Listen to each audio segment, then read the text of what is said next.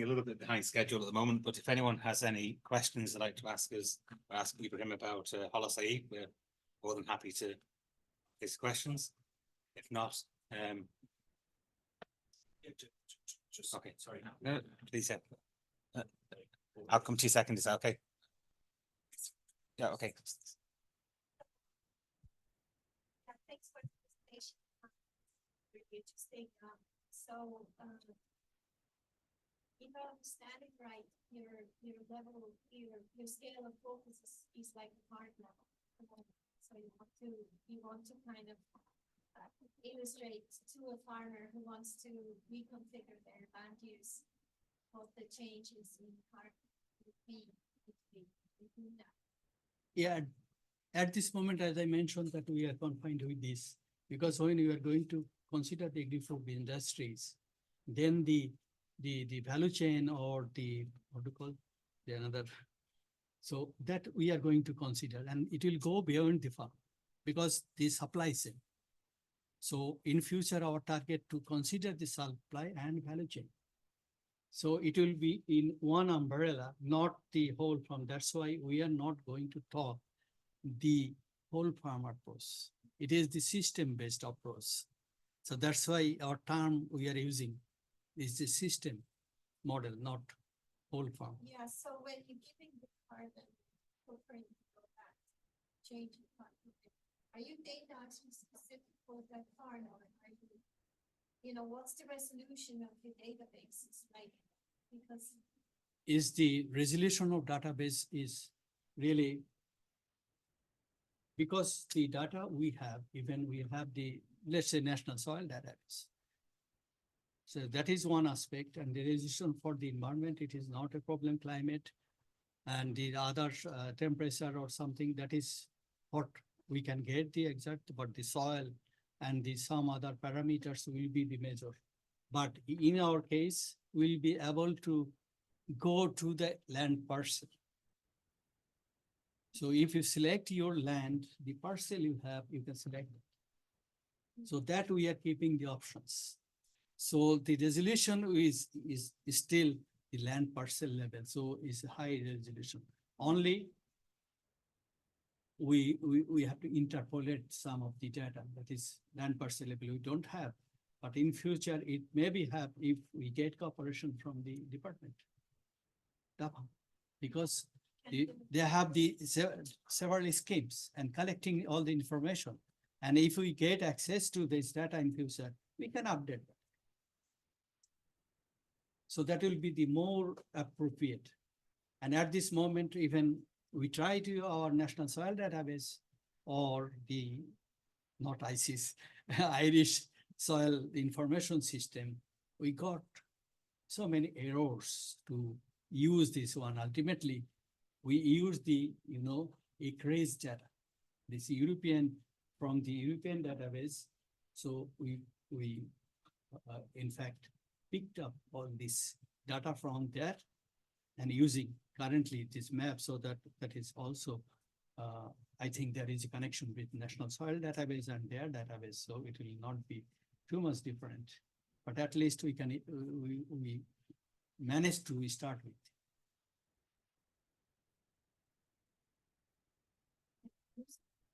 Huh?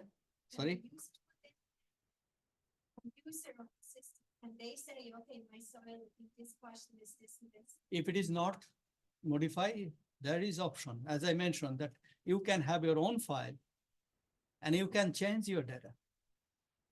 So that is the advantage of this one, that you don't need to always change the tip cell. You will have your own file, create a new own file, input the data. If it is not right, change this and run. So that is the advantage. Some of the default values that we used were taken out based on recommended values. So you could replace those default values with your own farm specific values to get a more accurate model. But the idea is to give you a baseline that you can say, if you're just trying to explore, you've got baseline values that you can use to do the exploration, and then you can fine tune the models as you become more interested in certain particular configurations or types of land use. That makes sense. So it's trying to be as flexible as it can, because, and also At the same time, not make it onerous in terms of data entry, because you don't want to spend, 3 weeks, 4 weeks entering data to get the value out and then have to go and do another load of data entry. So the idea is trying to strike a balance between the two extremes of perfect accuracy and usability. If that makes sense.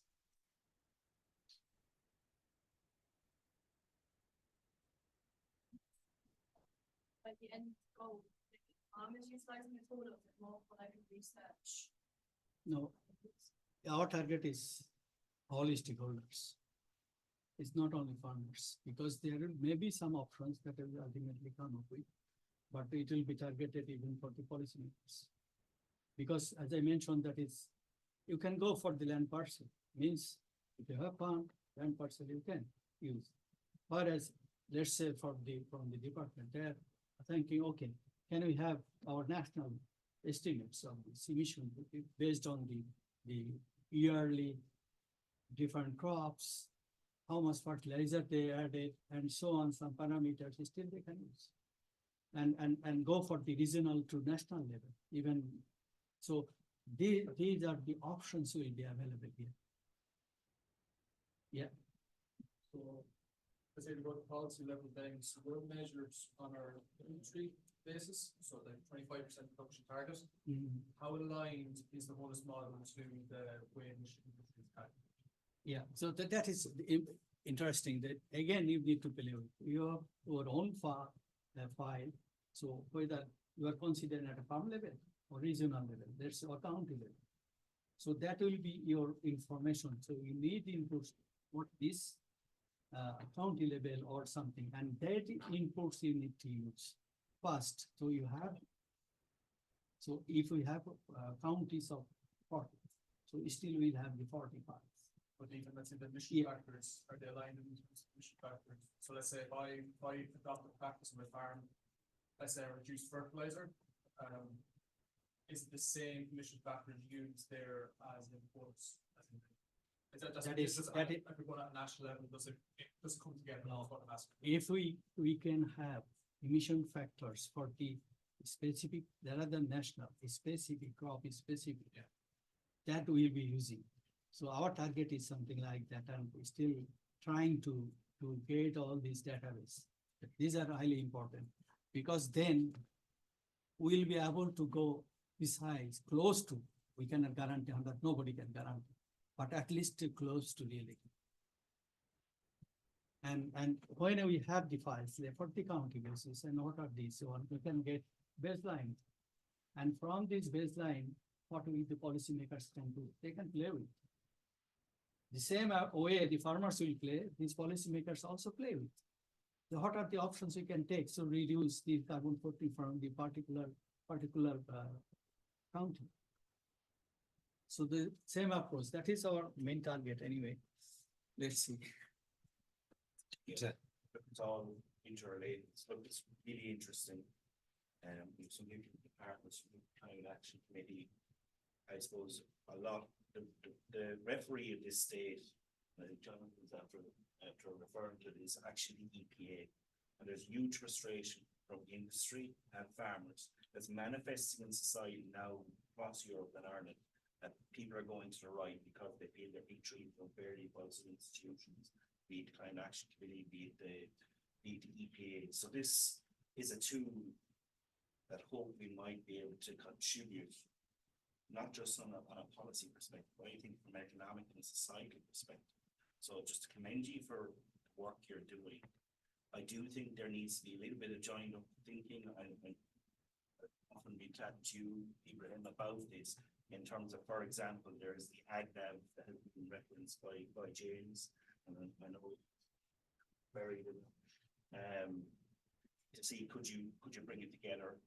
We're the first country on the planet. That's right. And this one, I just want to check. We're the first country in the planet in terms of the dairy industry that is every single dairy farmer in this country that gets an audit every 18 months through the board via SDAS, and then we have all the Chagas pieces. So like in terms of I do a lot of European work. There's no country that has the data sets, but there's a huge frustration. And the example you put up there, in terms of, let's say, an opposite, let's say livestock emissions, and then you have some emissions from agroforestry to be great, or hedgerows, or whatever. And we cannot, you know, in the current legislation, political limits, you cannot offset them against each other, which is of huge frustration to farmers. But if they had a tool like this, that could be brought down to a farm level, and then be working with staff and the people and Chinese people, I think you get a movement, because at the moment what you have is a culture war going on, that farmers feel judging GHG emissions don't mean anything to them. It's an exoteric. They're being bashed in Morning Ireland and things like that. They're bashed as we speak at the moment above and affects the earth climate. I'm watching on Twitter there. They're absolutely being eviscerated farming, and we should cut the herd and all sort of rubbish that we're hearing the whole time. That's just driving society, and we'll see it manifest in the next. Sorry for going on here. And my big question here is, we need to start integrating all these excellent threads that we have in industry and in institutions, be it HOLOS-IE to Chagasworth, and get the work together so we can equip the likes of Daphne, the likes of Philip here, the likes of Laura and the team in EPA to make policy that is fair, not to give farmers or industry a free pass by any stretch of imagination, but to give drive policy decisions that is fair, that you're not crashing an economically and socially viable industry off a wall for the sake of looking at only environmental metrics alone, while at the same time these can be balanced. So like I'm kind of heartened here by your work as someone in the kind of the business side of things, and kind of watching a slow moving car crash. I use it repeatedly. So I think this, you can reach out a bit more on the networks. I think there's something really that can be built in, and Jonathan being there are really the spearhead, to be fair. Yeah, thank you. In fact, it depends on the so many factors, including the comments and the other, you know, particularly if it is the case, in our case, is the funding bodies, because, and then you need to decide what really you want.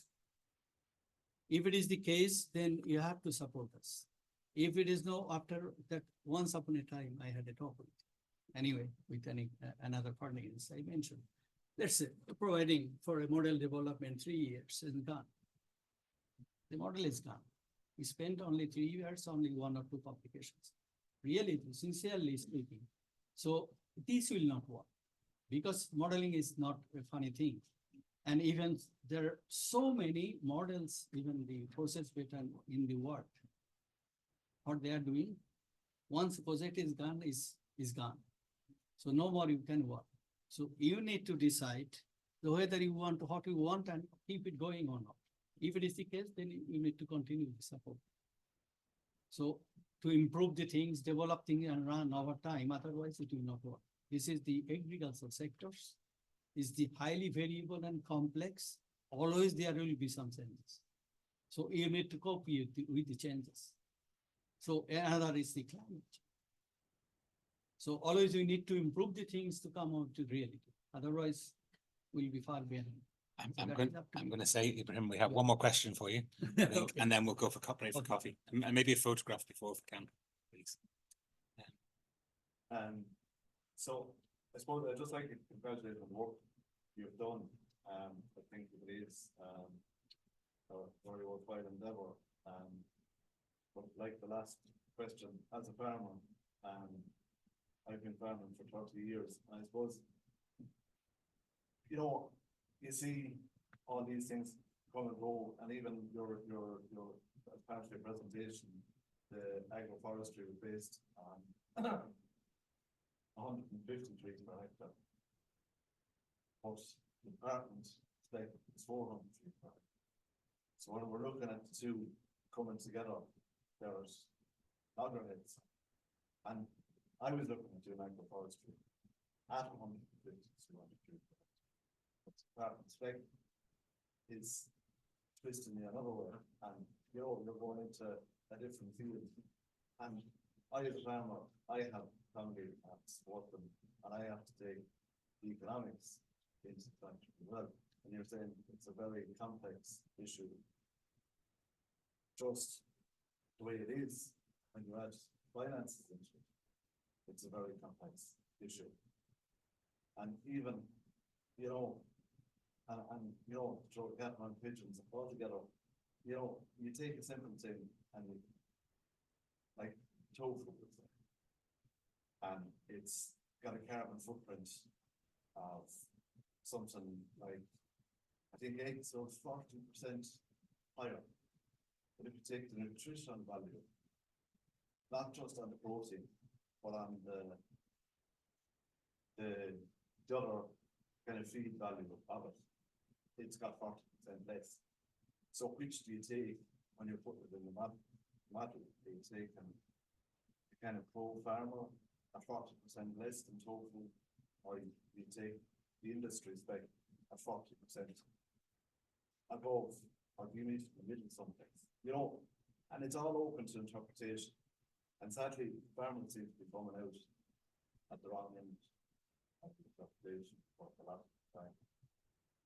Yeah, thanks. In fact, as I mentioned, based on our own economy, we are pro farming. We are how to it's not to bring the farmers down. One, and it will be the basis of science, not for the industry, even not for the farmers. One thing is the real proof. We are scientists. We'll do the science, not biased to anyone, but pro farmer that I mentioned, because we want to keep our industry going. So that is, so what about the OA? We want to find that we will accommodate, and it is true things. So we're not to bring you down. And it is a time to kind of, you have a health system that's on its knees, like, and you have, global warming. Is it time to kind of bring nutrition and carbon resilience together and say, well, this is nutrition eventually, this is profitable. It's not, 1%, 2% real food, the rest fillers. And like I'm a big fan of food, you never know. But I think we're victims, and our heads is victims of shelter. That last 3-4 days, and instead we're eating stuff that lasts 3 or 4 years, and that's for the good of supermarkets, not for our. Yeah. Anyway, it's complicated. I think John can answer from most. That's a much bigger system of systems to consider. Okay, so in fact, don't worry about whatever the suggestion, and in fact, we will take into consideration. That's why we are engaging irrespective. We are not trying to ask, hey, can you join? We are not favoring to anyone. So we invite it all. Please give feedback. What do you want to do? We want to give you offer something special that can be useful. So just one last, Yes. I remember being on previous one, but this has been quite successful with the Canadians. So it's been like, this is a bit of a big shift into kind of new policy system and a new agri system. Where are the Canadians? They started Canadians use, they seem to be more advanced. Are they bringing that to their local federal governments? Yeah, so their part will be doing, our part will be doing. It's What's at the completely same time? separately, no, separately. So it is, but we are, in fact, they are collaborating, helping us, because it's the origin is originally from there, but our is completely different. It will be based on our Irish database and the EU database, not the Canadian one. And I So- suppose the specific question is, are the Canadians getting it into their? Yeah, so it is, Canadian EPA, for example, into their. yeah, they're using this for their inventory purpose, even for That's this. exactly. But our target will be a bit more, even they can also, our bit is not part of the inventory. Why not? Because is the mitigations and the other part will be the more important than the inventory. Because EPA, whether we will be taking, we need to get a response from. But ultimately, what we will be providing, that will be, I hope, much better than the way EPA. Because that will be the concrete, exact, quantified, maybe. So the couple of technical questions first, when you talk about the balance, are you talking about the annual balance? Yes, So will this be? So is the that'll total change- balance. Sorry. One is the total balance of the total carbon footprinting per particular, whatever the land uses or the livestock you're using. But is it on an annual basis or? On or- annual basis. We are providing the annual. Even if you want to get the long term, still we can provide. Well, I think in terms of, long-term sustainability, it is that longer term that we should be looking at. That is the projection. So this projection will depend on the sum of the factors and particularly for the climate.